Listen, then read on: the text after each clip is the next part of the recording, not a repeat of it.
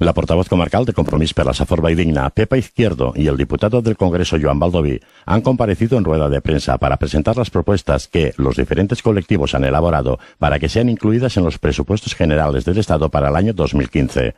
Un total de 17 enmiendas, las que serán defendidas por Baldoví y que representan una inversión de más de 322 millones de euros para la comarca de la Safor. Només la Safor presenta esmenes als pressupostos per valor de 350 milions d'euros.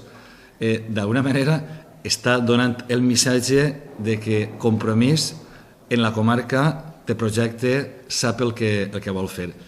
I vos el compare, per exemple, en les esmenes que va fer el Partit Popular l'any passat als pressupostos generals de l'Estat.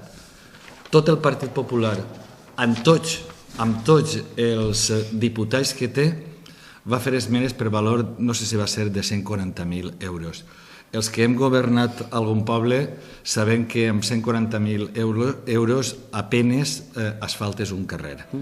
Por su parte, la secretaria comarcal, Pepa Izquierdo, hacía incidencia en reivindicaciones históricas que han sido obviadas por los diferentes gobiernos de la nación y algunas infraestructuras más recientes, pero no menos necesarias, además, reivindicadas por más colectivos. De que no som nosaltres soles des de Compromís el que estem exigint aquestes infraestructures, sinó que són els empresaris. També així a la nostra comarca s'ha reivindicat per part dels empresaris moltes de les infraestructures, perquè no sols són per a necessitats directes de la ciutadania, sinó també de l'empresariat, com és el tren Gandia-Olivadènia.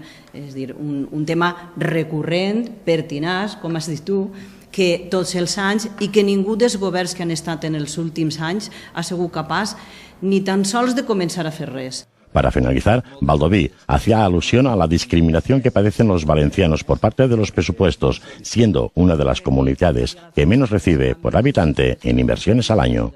Estem parlant ja clarament de que l'Estat es maltracta. I ho diré d'una manera molt gràfica. Als valencians mos costa diners ser espanyols.